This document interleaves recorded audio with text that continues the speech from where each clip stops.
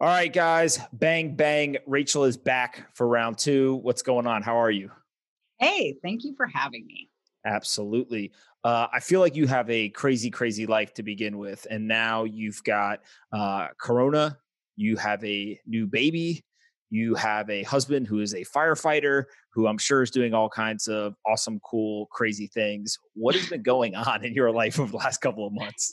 Like a really cool time to have a baby with the first responder in Brooklyn, like around May. I was just like really feeling that. Uh yeah, it was crazy. But I will say there's a few benefits to a COVID birth. Even though there are no commercials for COVID birth, there are a few benefits, like no fear of missing out. No unwanted guests. All you have to say is, sorry, we're trying not to kill her. So there were a couple perks. But it was strange. It was definitely strange to be married to a firefighter during that time. I mean, I get a kick out of being married to a fireman. Usually it's just something I could like whore out at airports and try to get upgrades with, you know? But it definitely got a little bit real around Corona. That's what I'm like, oh, this isn't as fun loving a time as it was before. What But exactly was going on? So let's talk about the baby first. You okay. obviously were pregnant before Corona happened. Then you have a child Yeah. during this whole thing. Were you nervous? Were you scared? Were you excited? Because then you didn't have to deal with people. Like, what were you feeling going through I all mean, I was definitely scared. I'm not one of those women that is pumped up about pregnancy to begin with. So uh that was a little tough.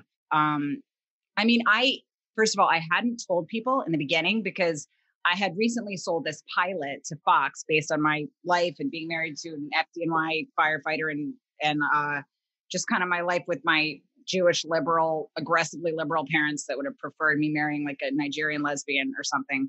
And and now my new life of like Staten Island dinner dances and everyone's name is like Gina. And so I sold a pilot about that and I was really excited. Then I got pregnant and I was like, wait, this it's going to shoot in March when I'll be like an actual whale. Like I won't be able to hold any laundry basket that can cover it. And my character wouldn't hold laundry baskets anyway. My character, which is me. But so I was kind of like, fuck, that's not good timing. And then I was just covering it. I was just dressing like B. Arthur, a lot of oversized Paula Poundstone blazers. Um, and then COVID happened, and I was like, oh, it was never going to even shoot in March anyway. So it was a set of problems I never expected to have, because I guess my worst fear being when I was being pregnant was that I would kind of like be isolated and dependent. And then I was, but for completely different reasons. So, she's healthy. And as a mother, I start all my sentences that way. By the way, now I just go as a mother and then I just pass out drunk after that. But so I'm grateful for that. But no, I was not into it. All my friends wanted me to like have a home birth. I was like, fuck that. I want like this lady was like, what are the words that you want surrounding your birth? Like, and I was like, I don't know. Like, I don't have a vision. I just want like doctors and I don't know, sterile. I guess that would be a good word around my birth. Vanity, drugs. I just wanted to be crunching on drugs and a sterile hospital environment. And it was hard to find that in COVID in New York. So we moved up to a hospital up to Westchester. And it was weird. I had gestational diabetes. So I had to like prick myself 5 times a day because the hospital couldn't do any.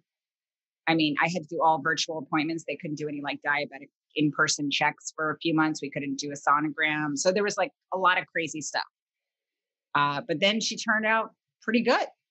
I feel like going through this is it kind of removes a lot of the bullshit of like the kind of I'll call it like medical theater. Like I feel like there's a lot of just people trying to make people feel good and happy and safe during a lot of this, but like the actual process. I've got a friend right now that's pregnant, and for the longest time, like she would go to the doctor, but like her significant other couldn't go with her, right? And so like there's all these things where like it's kind of weird where you don't have like the emotional support, but at the same Yeah. time, like I don't know, 50 different visits gets cut down to like the 20 essential ones. And Yeah. so it's like kind of this like really weird, like, is that a positive or is that a negative? I'm not really sure, but it seems to have worked out. There are odd benefits to it for sure. And the time where you'd be at home nesting, we were doing that anyway, and not feeling like we were missing out on everything. So there were some weird benefits for sure. And it was just like in the beginning, remember in March when first of all, when I found out I was in Florida on the road. So everybody at home was pissed that I was in Florida, and everybody in Florida was pissed because I canceled my shows halfway through the weekend. And then you feel terrible as a comic ever doing that because you're letting the staff down. And if I wasn't pregnant, I would have just kept performing. But I was like, it'd be really awkward if I, killed my baby at Captain Brian's in Florida Comedy Club. It would just be it wouldn't be a good look, But Florida was open. They were chilling. They would have let you keep doing it. They were, oh yeah, it was bustling. I mean, the shows were full. I don't know and it wasn't even because of me. They were just, that was around the time where you couldn't get a loaf of bread or toilet paper in Brooklyn. But Florida, I would just mention to the lady at the hotel we were staying at, and she would just blink at me. Like, what? Just this weird lobotomized blink. Like, what, Corona? Everything's fine. So yeah. So I in maybe July, I went to Florida to see somebody. It was an important thing, right? And when I went, I felt like there was two very different worlds. Like literally, New York, everyone's walking around with the masks, very serious. This is now there's toilet paper at the grocery store. So things are kind of getting a little normal, but still very serious. In Florida, they were chilling. I don't know if there was ever a period where they weren't chilling, but they were just hanging out. There was no problem whatsoever. Yeah. And they were looking at people. If you wore a mask, you were weird. Yes, for sure. Definitely. And so I was walking around in March when it was remember when we found out Tom Hanks had it and a couple guys from the Golden State Warriors, and everybody was like, oh, then we can get it too, since we have so much in common. It was very strange. Remember how that made it real for everyone? They're like, Tom Hanks, I'm next, obviously. Since we have all the same friends. But that was strange. And then I had my mother on the phone, just yelling at me, how can you do this with COVID-19? And nobody says the 19 anymore. My mom is still saying the 19. And I'm where does she live again? My mom lives in Maryland. And she didn't even meet the baby until 4 months. They had bags over their heads for 4 months. They were just in a hefty plastic bag. So, all right. So all this is going on. You eventually have the child.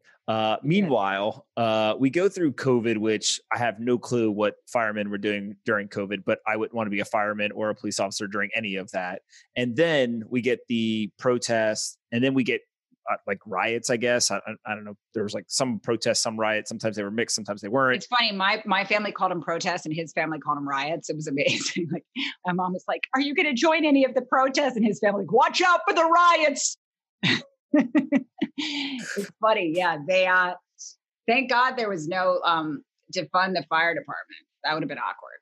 But, I feel like, firemen are kind of safe. No one ever goes at the fire department because they realize when the fire starts, you want somebody to show up to put it out. Yeah. I mean, there's definitely moments when if I'm having an argument with him on the street when he's in his uniform, that I wouldn't mind walking by a protest of people, against him. But there's got to be some cop who's his wife is just yeah, yell at him for me today. Thank you. But no, everybody gets around. I mean, everybody likes firemen. And what's not to like about, the scene could be what it is, but they tend to be pretty hot. I like being a firewife or badge banger. That's what I prefer to call it. Wait, what are they called? Firewife is one of the terms I tried to get started, but it couldn't really get much traction. Okay. So now I just identify as a badge banger. So what was he doing this entire time? Well, okay. So he was, I realized as I watch you try to keep up with what I'm saying, I realize I am quite manic. Well, if it makes you feel any better, I feel like we're talking about a person who kind of exists, kind of doesn't, because every time, last time he came on and this time, we don't say his name. We don't say what he does. We just say fireman. And then you just rattle off a bunch of funny stories. I'll make him pass by at some point. He saw you on CNN or something. So he was very impressed. I think it was CNN. You were on CNN, right? Good. I tricked him. Yes. Speaking finance in an impressive looking suit. That suit was from Kohl's. Let's not call it expensive or impressive. So yeah, so he totally knows who you are, and you're on all his crypto apps. So I'll make him come through. That's if anyone didn't listen to the first episode, Rachel's husband is a fire chief, if I remember correctly. He's a fire captain, but he just passed his chief test, so he will be a chief. Okay. And he is a secret Bitcoiner, or is he an outed Bitcoiner? He's outed. Outed. Yeah. And my favorite part of the last episode was Rachel told a story where other people from the fire department come over and they just yell things either about the government, Bitcoin, or lock her up. And I said, that sounds about like every Bitcoiner on Twitter. Oh, yeah. Lock her up. But no, it's a lot. Yeah, there's always... And they all scream about the founding fathers when they're drunk. There's a lot of founding fathering. And then they come home with like conspiracy theories. Like he goes to the firehouse and he comes back. I have to make sure. And he'll come back like, Vinny said they legit went to the moon. I'm like, no, they did. Like Vinny knows nothing. And don't believe anything after someone says legit. Please stop listening. But yeah, they come home because they have access to his brain for like more of the week than I do. So I can only undo so much. There's a lot of pamphlets going around. What's the craziest conspiracy theory that you've heard? This wasn't Pete specifically, but I was at this dinner dance, one of the Staten Island dinner dance. I'm always the only Jew too. I'm just wait. What was a dinner dance? What are these? Have the FDNY dinner dances where you go with your man, and then it's like he just deposits me at like some shrimp station, with these Goodfellas extras, and and then they do, it's like FDNY dances. And so do you dance with him or do the firemen dance with each other? No, I dance with him, but that would be great. I would watch a couple of greased firemen dancing with each other. I'd prefer them greased, but yeah, no, we dance with each other. There's just like food and, a lot of acrylics, with stars and stripes on them and shit. And, yeah, that's the world basically. And so, there's usually like Gina, Vinny, what are the other names? There's like 4 names, maybe Colleen. And are they all like neighbors? Yeah, everybody knows each other. And they usually tell me when they know another Jew. Like one of the other chiefs was like, I met a Jew, a very nice lady. Yom Kippur? Huh? Like they'll just say one Jew thing they've heard of. It's a lot. Does it buy street cred? No, I mean, when people like drop that one Jew thing, it's alarming. Yeah, it's like, I think they don't see anything but a Jew when they're talking to me. They're just like Jew. They just see like a giant J. They're just like, I'm talking to a Jew. I'm talking to a Jew. Like they just see like little horns or a rope, I don't know, floating the Star of David or some shit. It's strange. Because I'm not even religious, but they just hear my name and they're like, Jew, I know a Jew, So anyway, so he leaves me at some table and this guy comes up and he was like, you gotta come with me and my wife. He goes to Epcot. And then he goes, that's the real Japan at Epcot. That's Japan. And then he goes, people think you got to spend all this cash and fly all the way to Japan, but it's a fucking scam. He referred to traveling the world as a scam and Epcot is reality somehow. To be fair to some people, he's not wrong. No, people believe it's Japan. They think we went. We did go. Yeah. Did you go with him or by yourselves? We went with another fireman couple, actually. Yeah. We went to Epcot and then, him too. He was like, so you don't even have to go because it's here. It's here. I mean, there's too many things to go there. All right, let's talk about stand-up. There's so much going on. You don't know this story yet, but maybe in like April, I got an email from somebody and they were like, hey, I need you to come on this live stream. This is when everyone was like figuring out like, what is Zoom? And they were like, oh, I have a camera on my laptop. I didn't know I had that. And there's microphones and they were trying to figure it all out. And this guy was like, we're having a virtual event. This was the first virtual event that I was going to participate in. And I was like, what is that? He goes, we're going to take the real event. We're going to put it online. I was like, this is going to be a disaster. And so he said, and after you are going to be these 2 comedians. I don't remember their names. They weren't somebody that I'd recognized.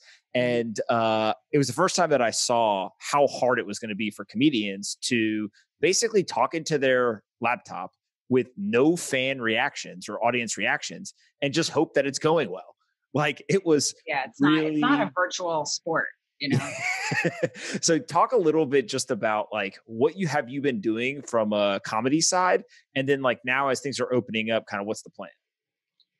I mean, stand up has taken a massive, massive hit. So it's just like we can't. I mean, I took for granted the money I could make in a weekend, especially if you're headlining, you know, with the features.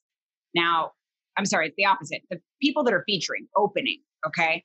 When I used to open, you barely cover your travel. It's just the way you build up and try to, um, you know, build a fan base, basically. So the people that are featuring are the most screwed, and the openers. And I was there, and you're barely making ends meet anyways. You sell a CD or something like that, like online album or something, to try to make extra cash on top of what you're making.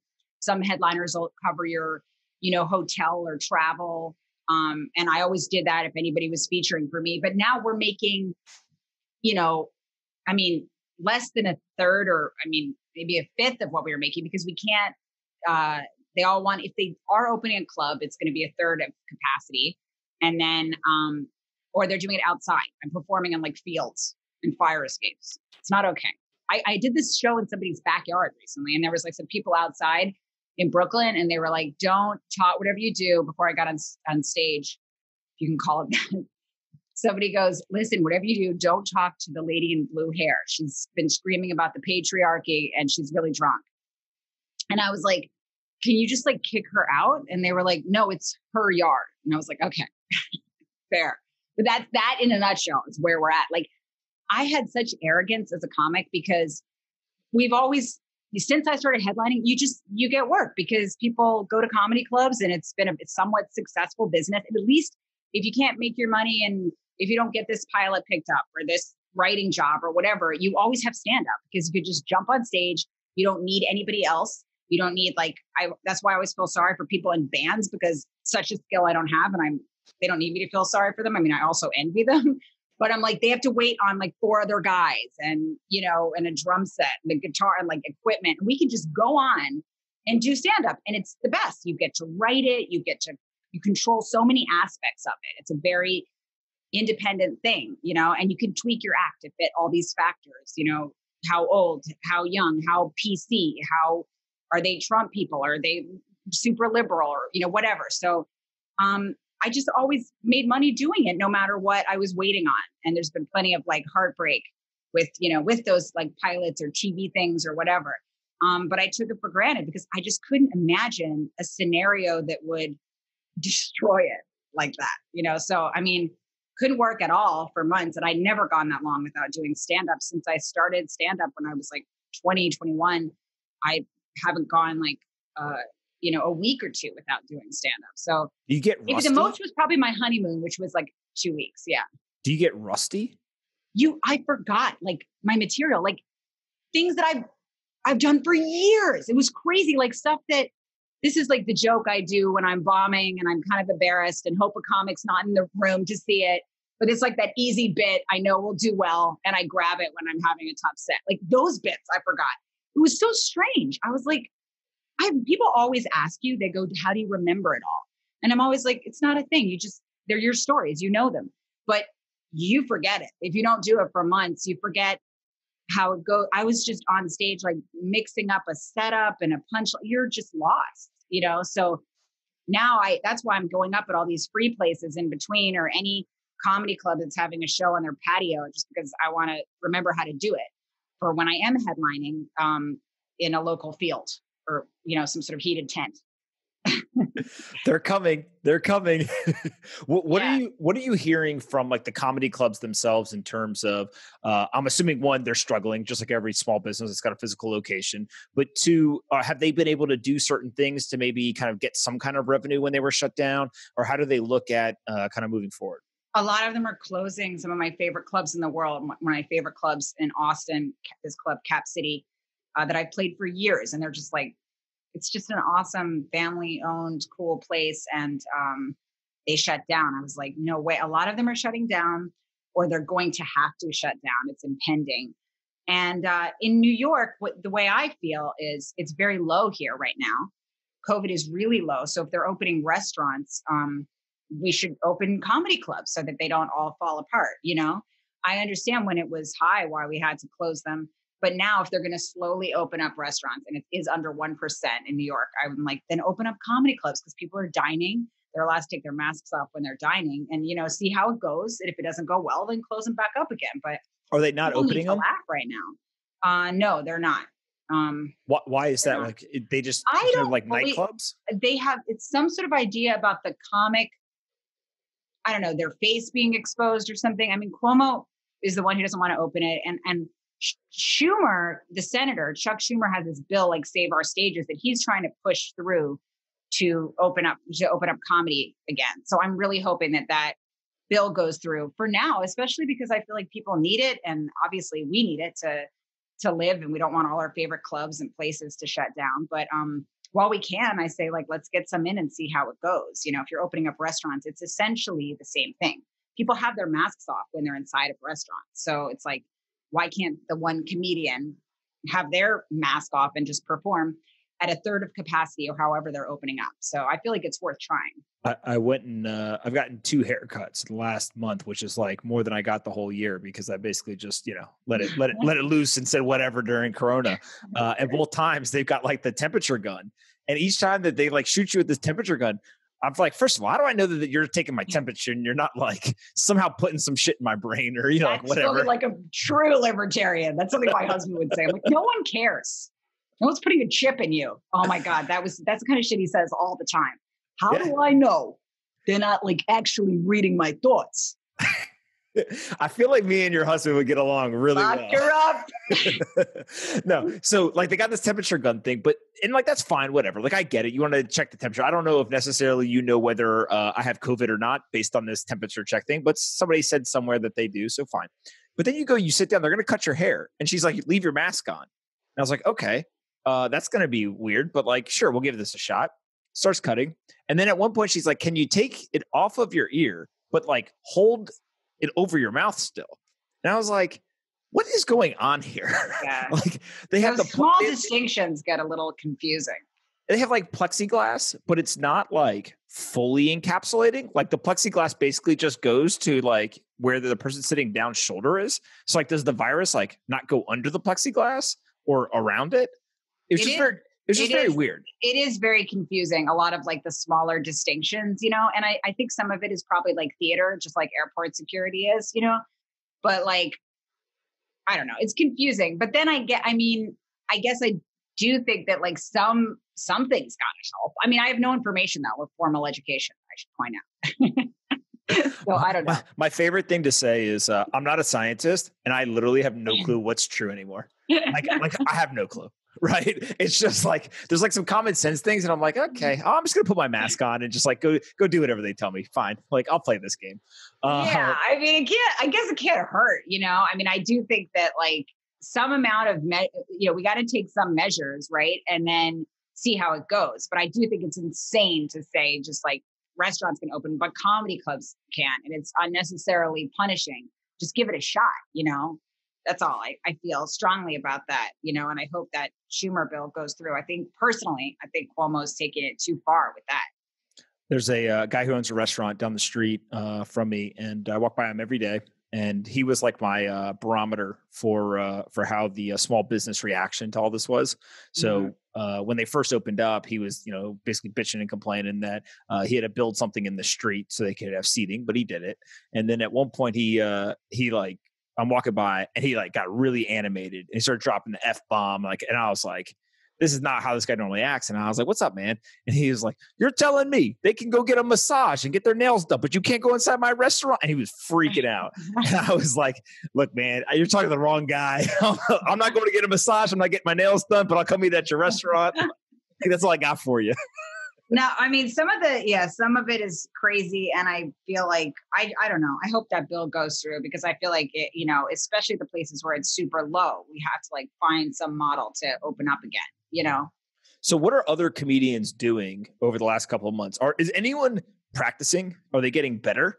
Or is everyone just like, fuck it? No, we just started like performing outside in New York. Like comedy clubs are having patio shows and stuff like that. I had shows in like outside venues. We can do that still while it's warm. So we're performing locally and doing that as much as we can and seeing each other. And I don't know if we're getting better, but we're starting not to get as awful. It's getting a lot. It's definitely, I'll say this. I definitely feel comfortable and I can do my hour now. I can headline again. And so I don't know if I'm writing a whole new one, but practicing on patios, but with blue-haired ladies screaming about the patriarchy. But I do know that I don't think I'm getting worse again. So, and I think people need it. Like the crowds have been really good. I mean, I will say that they haven't been as large as we'd like them to be. We're not making the living that we're making at all, but the people are coming out and it feels good to do some stand-up right now. People are hurting. Absolutely. When is your next one? This is going to get published on Tuesday. You've got one on Wednesday. So my next one is on September 30th at the Stress Factory in New Jersey. And it's outside kind of like heated kind of thing. And there'll be mozzarella sticks and good beer. Jokes. I don't know. That's why I go places, for the mozzarella sticks and the beer. I always say that before. There'll be snacks. What city is this? This is hold on, I have to check. Isn't that sad? The Stress Factory? Is that New Brunswick. New Brunswick. All right. The Stress Factory? It's called the Stress Factory. So if you want to get tickets, you go to newbrunswick.stressfactory.com and then you can get tickets to see me at 7:30. And it's my birthday. So keep me company. And it's your birthday? Yeah. Oh, nice. All right. Everyone go buy tickets. Duh. No brainer. I know a bunch of you live in New Jersey. Go do it. What's going on with the pilot and with the television, Netflix, all the things that everyone thinks comedians sit around and do all day? All I watch personally in terms of watching is murder. I can't get enough true crime. I don't know what that says about me, but I can't go to sleep until I've seen like a Forensic Files and a Wives with Knives for some reason. Like my husband handled pandemic anxiety, having a baby and global pandemic anxiety by he's a researcher. So he just over researches everything. And I'm the opposite. Like we got a car recently and I would come home and he would just kept having those car videos playing with cars on different terrain and stuff. And it was just so boring. I could weep. And he was always just like, what do you think of this? I know nothing. He could bring home a Ford Dart and I'd be like, oh, so I guess it comes from money. I don't give a shit. I just was like, how about the kind of car where you can put your cell phone and it just charges it? You can just balance it there. He's like, I can't buy an SUV based on whether it can charge my cell phone in a certain way. And I was like, that's all I cared about. But he over researches everything. So he dealt with his pandemic fear by just watching a lot of diaper hacks and Jackson's tummy time tips, like baby Jackson's tummy time. That's what he did. I would get into bed and not me. My fireman husband would lay there in his uniform watching some one of those, you know what I mean? Those YouTube twats that are so anyway, with my first kid, Jackson, we were able to do sleep sacks and Truman didn't take as well to it. Runner was really amazing with sleep sacks. So every baby's different. And I'm like, please stop. Listen, I got to defend him. Here's the thing that people don't understand. So I'm watching a friend of mine go through this right now. He's having his first kid. Mm-hmm. Guys don't know anything about anything. We all went somewhere for a weekend and we were all standing in the kitchen and I I got real confident and I was like, all right, I'm going to ask some questions here. I'm going to get a little bit of education. And as soon as I start asking questions, my wife is staring across the kitchen at me, ready to murder me. And I was just like, so that cord, what's up with the cord thing? They cut it. And she, they're looking what do you mean? And by the way, the guy who's having the kid is getting the education at the same time. He doesn't know any of this. And so it's I don't think people understand, you're going from zero to having to be educated. It's That's not true. It's not I kind of sort of know some of this stuff. And now I just got to learn the details. It's I've never even heard of that topic before. Now let me go get educated and be ready for this human to be under my control. That is true. And guys have no idea. They have some strange impulses. He was like, can I put the baby in a swing at the park? I'm like, no, she's 4 months old. You can't just put her on a swing. She doesn't have, were you just going to do that? Were you just going to drop a 4-month-old on a swing and see what happened? But all that being said, I will say I am kind of worthless too. I didn't read any books. I just wanted to watch serial killer documentaries when I was pregnant. So we had a baby nurse and she told me everything, I mean, she just explained everything. And I was sitting on her bed at one point after we had the baby, and it was like a perfectly made bed because she just does everything in that perfect little baby nurse way. Like, I'm like, I'll never be able to replicate this when this woman is gone. And all of a sudden she looked at me and she was like, oh my God, you're bleeding. And I was like, I've gone through COVID. I've gone through everything. What the fuck now? And I looked down and I realized that I had smeared my protein bar all over the bed of this lovely woman who's like helping me care for my newborn baby. And there was just like fudge and like cranberry from a protein bar. And I was like, I am a pig. How can I keep a human alive? So that was kind of my experience. I'm not like a normal mother, and I could tell that. But if you start every sentence with as a mother. Yeah. And then you just strip protein bar all over the baby nurse's bed. What's the craziest thing you've blamed on being a mother? Like, what's the thing that you've like, just like, no worries, I'm a mother. I mean, anything. I'll have like a smear of Jaeger on my cheek. And I'm like, I'm sorry, Mom.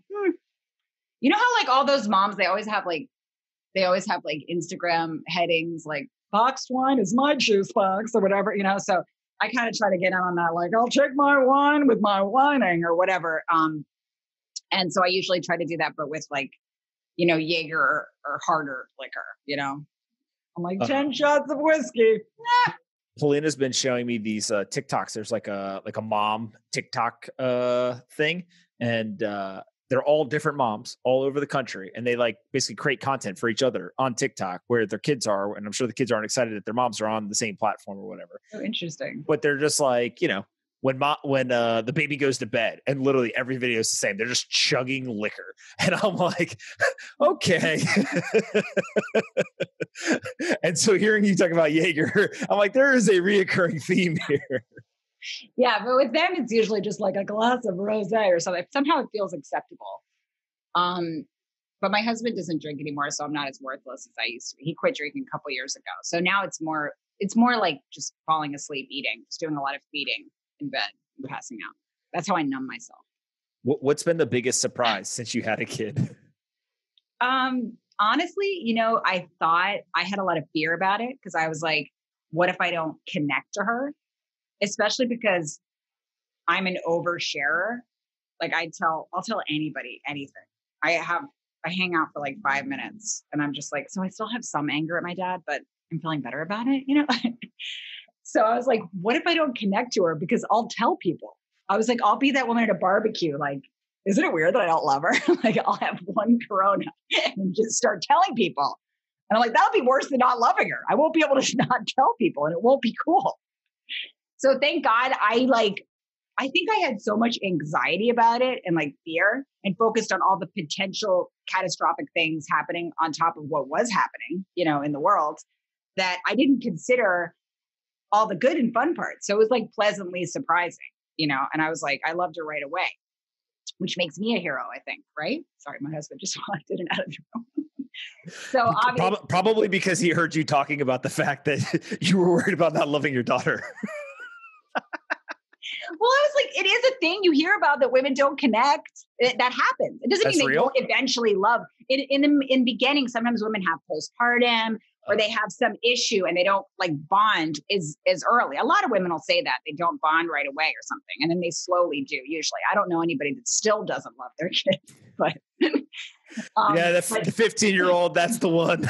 we just don't really hit it off.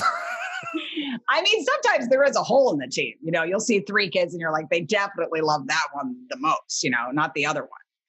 So, but luckily we only have 1 kid and loved her right away. I think because I had so much nerves about it that I was just so pleasantly surprised, and she's very cute.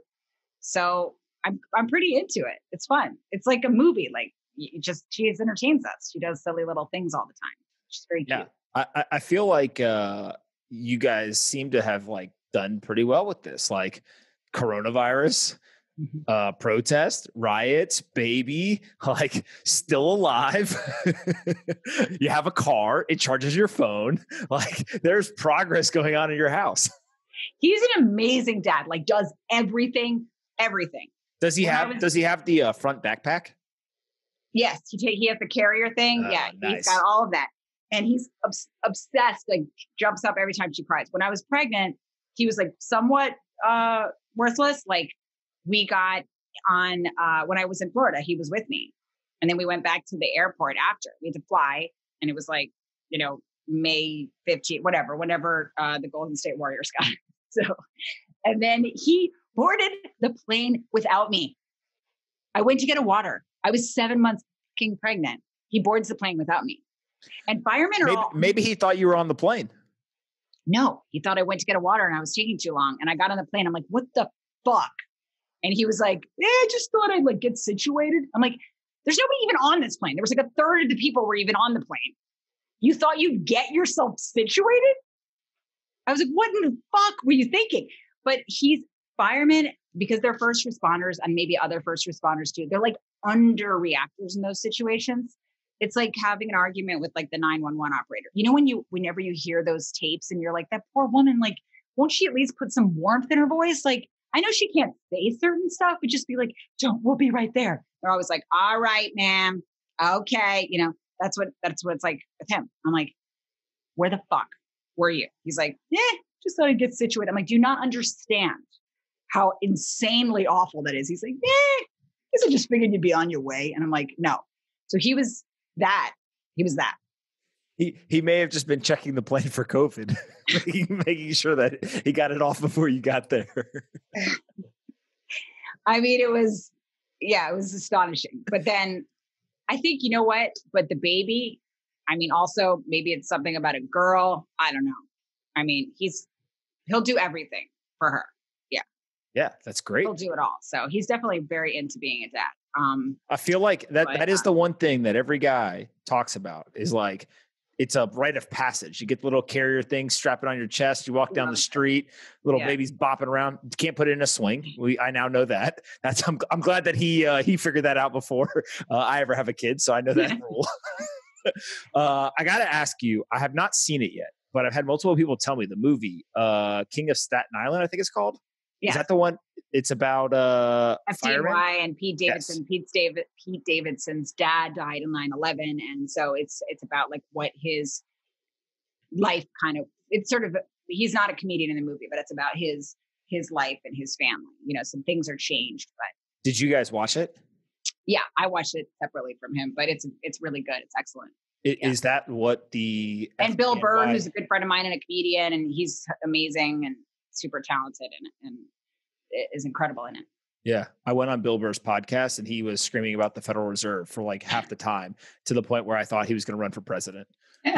He's always equally furious about like, it could be. He's super educated though. That's the scariest part is a comedian who's educated and mad. Like I was very impressed with how much he knew, but he was very mad and I was there for it. I loved it.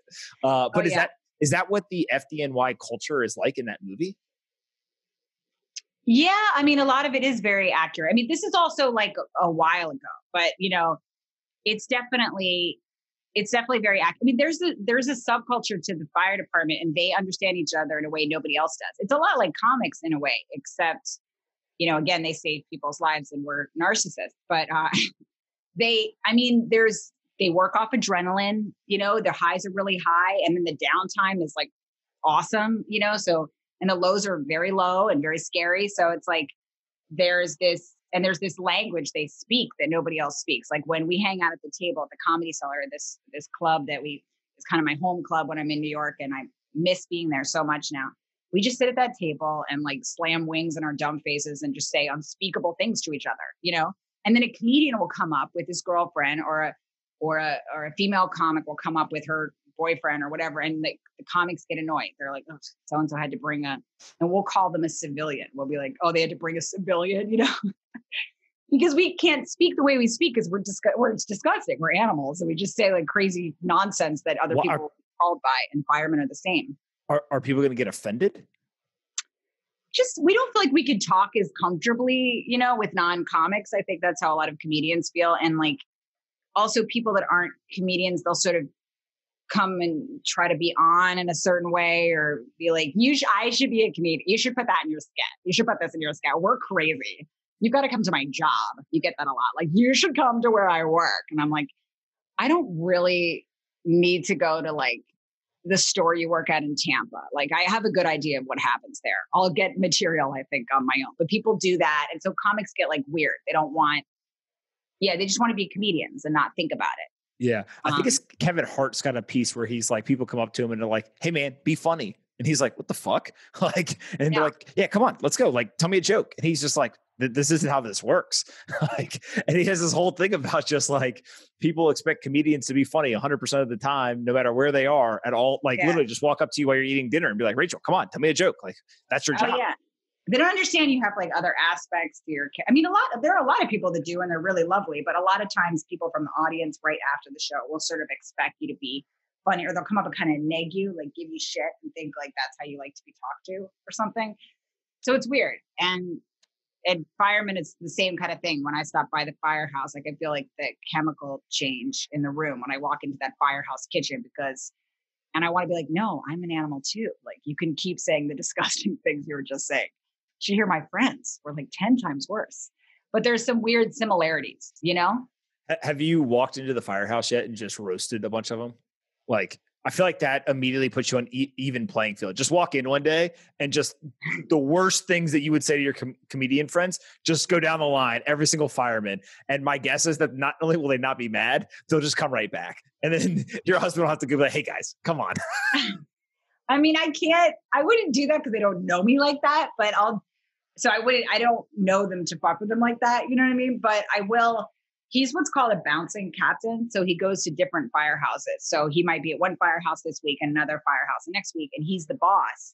So the guys are like, nervous around him. So it's fun to drop in because they don't know that I'm his wife at the beginning. So there's one firehouse where they all stand outside, and they like the younger guys, there's like a little bit of a separation, between the boss. Like he wouldn't go out with them or whatever. So he'll be up in his office, smoking a cigar or watching youth porn or something. And I'll walk up outside, and then so the young guys, they stand outside with dog treats so that if a cute girl comes by with a dog, they can give it to her, So it was like Halloween, and I walked up kind of slowly, and one of the guys did that thing where he looks back at the other guy and tells him there's an ass worth reviewing as you're passing. They go and they think we don't know this. Like this is the most simple, obvious eye contact. And I was very flattered that I had an ass worth reviewing, but they could do this. And he looks back to his friends. And then, so they all look. And so then I just kind of slowed down, and it was like, Halloween, so there's a lot of drunks in the street. So I was like, it's really scary out there, boys. First of all, thank you for your service. I think I could come in for a little bit and take cover. Just a lot of douchebags out there, and I'm frightened, And they just did not expect that. So one of the guys was like, yeah, sure, come on in. We got some snacks in the kitchen. Yeah, absolutely, come in, So I walk in, I'm like, is Captain Brennan here by any chance? And they just turn fucking white, And then he calls him on the little walkie, like, he goes, boss, your boss is here. And so Pete comes down. He wouldn't give a shit, first of all. He's not jealous. He'll just hand me to anybody that asks for me. Just be like, have her back within a week or so. But, and another time I went by the firehouse, and this was fun. So sometimes I'll bring by food, like, wings from the Comedy Cellar or whatever. And a lot of them are really attractive. So I'll look for any excuse to just pop in, I baked something, So I come by and I have a box. They get very suspicious of outside food, right? Because people bring probably weird, jacked up, gangrenous things, like just some old lady that brings them some strange shit. And they may get a chip may get implanted in their brains if they eat the cookies. Exactly. All right. So you bring her the box. So they're a suspicious group in general. So I come by with this box, and these cookies I bought, and they had a tie around them. And I go to one of the guys, don't worry, I bought these, they're not, I didn't bring them from my home. And then they don't know I'm, Pete's wife. And I go, and they're all tied up. You can see, I just got them from the place. And the guy was like, you like to be tied up? So one of the other guys happens to know, because he used to work in a different firehouse, that I'm Pete's wife. He's like, hey, come here, buddy. He's like, what? Do you like to be tied up? He thinks it's just some neighborhood twat that, has the hots for firemen. It's come by with cookies. One of the guys is like, hey, let me talk to you for a second, buddy. He kind of takes him on a walk around the rig, and the guy came back just shook, and it was so fun to fuck with them. And I told Pete on the way home, and he's like, oh, he'll have a nickname forever for that incident, but he doesn't give a shit. Again, he'll just hand me right off. It's literally like the army. Like you just the culture is so different, and Yeah. I feel like you get the best of both worlds, which is like you get to participate in the comedian's world, and then you get to go and you know exactly the buttons to push in the fireman world, and they have no, like, it's unfair of you to walk in there to these unsuspecting suspects and just destroy them. And then It you is like, so fun. and then you have like the trump card. You're like, oh yeah, by the way, can I see the boss? Yeah, I know. It's the best. I love it. I love it. Yeah. Also, it's fun just to like, I mean, it's fun to just tell everybody. Like I tell anyone he's a firefighter. I'm like, I'll be at CVS and I'll be like, they can take their badge out. They call it tin 'em. And I'll be like, tin 'em, you know, like he'll be like, we're in a CVS. They just don't have the kind of gum I'm looking for. It's not a tin 'em situation, but I just have fun with it, you know, until a global pandemic hits. Exactly. But, yeah, it's cool though. It's a cool world, and they're fun. They're definitely a fun group, firefighters. I love it. I love it. Well, as a new mother, where can people find you on the internet? And you can find me at Rachel on Instagram at Rachel Feinstein _ and on. Is there that many Rachel Feinsteins that you had to get the underscore? You know, this is going to sound like such a name drop, and it absolutely is. But I did this show with Shaq. And Shaq was like, "You're not on Instagram?" We used to do this TV show that was canceled immediately. Me and Shaq co-hosted it. He's like, "You got to be on Instagram." And so that was like not the best Shaq, but he set it up for me. He was like, "You need to do it." And he just took my phone and he did that. And he put the underscore because you couldn't just have your name. You got to have an underscore. I guess so, but I didn't set it up. And you should just put it Rachel Feinstein _ Shaq. Just put Shaq's name in there. Just give him some credit. All right. So you're on Instagram. Where else? You can go to my website at rachel-feinstein.com. And I should let Pete say hi. He'll be happy to meet you. All right, let's do it. Okay. Is he here? Yes. So for those of you that are listening and or watching, Rachel is going to get her husband real quick. I have no clue if he's inside the house, outside the house. Maybe he's at the fire station. We're going to find out in a second. But she is now left. She's going to get him. Maybe I can do like a filibuster like they do on the Senate floor, I think, or the congressional floor. See if we can find him. He may refuse. He may say no. No, he's coming on. He's just trying to press down his no COVID haircut. Yeah, I haven't cut my hair in months. Where is he? Oh, what's up, man? Listen, I got one question. Sure. What's the best conspiracy theory you've ever heard at the firehouse? Oh, man. I told you about the Vinny stories. By the way, I said that it sounds like it's just a bunch of Bitcoiners from Twitter, like just hanging out at the firehouse. Oh, yeah. They read someone else's conspiracy. Like, yeah, it sounds good enough. I'll spread that one. Let's see how far this one goes, you know? It's a lot of nonsense.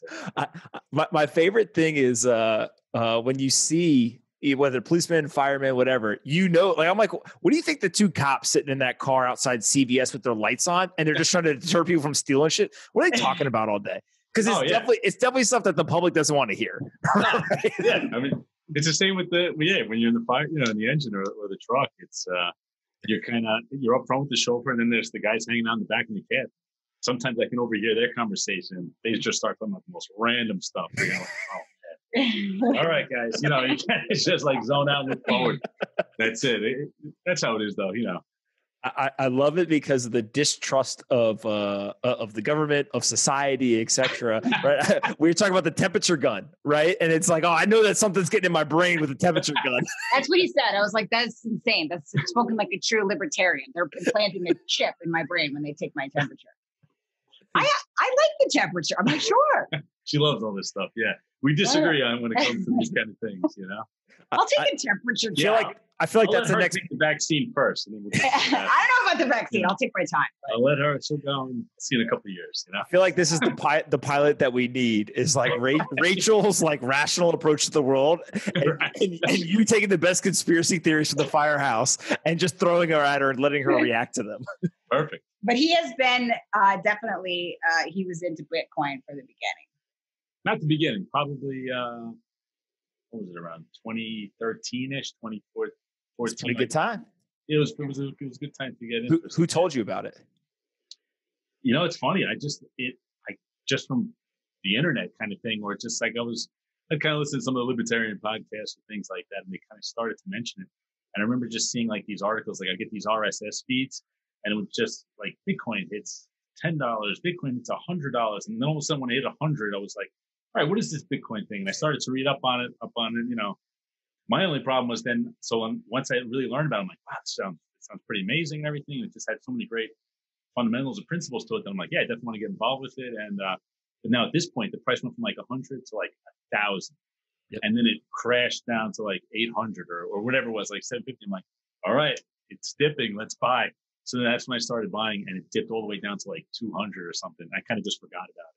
Until that's what he always says. He goes, when your cab driver's telling you about it, get out. Yeah. Facts. When the barber's yapping about it, get out. Yeah. Listen, but I bought at a bad time. But this could be encouraging to people that bought during the last Bitcoin boom. And now things looks like things are starting to slowly rise now, but this could be like the next series for all that. And these guys could have similar stories. This is what I got him for Christmas. It's because he says so much. When your bastard's yapping, when your barber? When your barber's yapping about it, get out. That's true. Listen, that's true.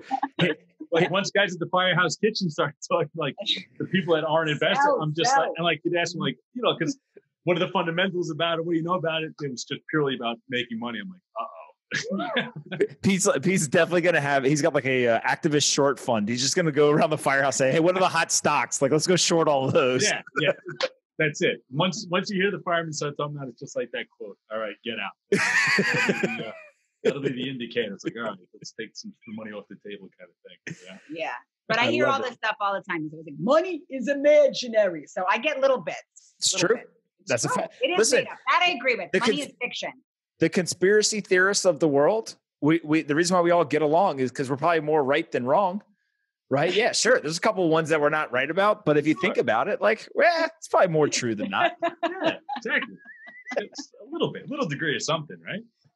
And the worst part is, I'm assuming that if there's ever something that comes out to prove one of them correct, it's game over, because the next 100 of them are for sure, you know, they're just like that last one that was true, right? It's like you give them a little bit of confidence and they're like, oh God, here we go. I don't understand very much about money, to be fair. So that's not my territory. He talks about it and well, the dollars are fake and the Bitcoin is real. That's all you got to remember. Okay. That's what I'll remember. I got it, Poppy. He said that exact sentence to me, by the way, many a time. Congratulations again on your marriage. Yeah, and are you going to have, before I go, or do you think you guys are going to create a human? Well, now that I know that the 4-month-old can't go on a swing, I'm prepared.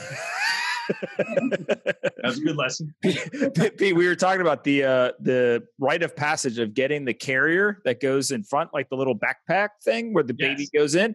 That's that's like a big step, right? That's like I'm a dad. You definitely have to practice. You make fun of me because I practice stuff beforehand. He would do drills. You know, every fireman's got a bunker. By the way, they've all got bunkers. You're laughing, but if he put the child in the backpack and it fell, you would have been horrified. No, she was like, with the pack and play, right? He'd be like, "We got to get the pack and play down." Gets up in the morning. We got to figure this out. We got to get it down. It was like always, how can I put it up and down in under 60 seconds? I'm like, there's a supply and demand issue with trying to get the other under 60 seconds. That's the other problem with cops, firemen, soldiers, etc. It's like when I went through basic training, they gave us a gun and they're like, hey, here's how you take it apart, like the M16.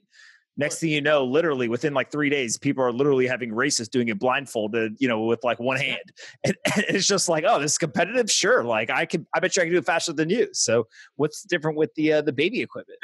Exactly. Oh yeah. Who's putting their baby to sleep the fastest? You know, it's always a race.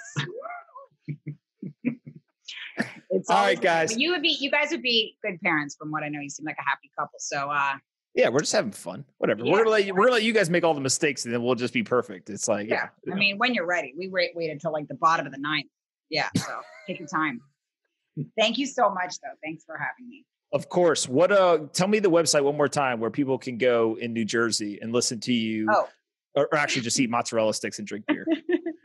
It's hold on, I'm just looking at it right now. It is New Brunswick NEWBRUNSWICK.stressfactory.com. It's at 7:30 on September the 30th. Doors open at 6. Well, outside doors. I don't know what that means exactly, but 6, an hour and a half before the show. Does seem kind of early. Just get there at 6:30. That should be plenty of time. Get some food, sit down, chill. It's a good club, the Stress Factory. Like their outside situation, I hear is very good. Like it's heated. There's usually generally pretty full crowds there, and they have again good mozzarella sticks. So get involved. All right, guys. Thank you guys so much for doing this. Thank you so much. Thanks, Brad. Bye.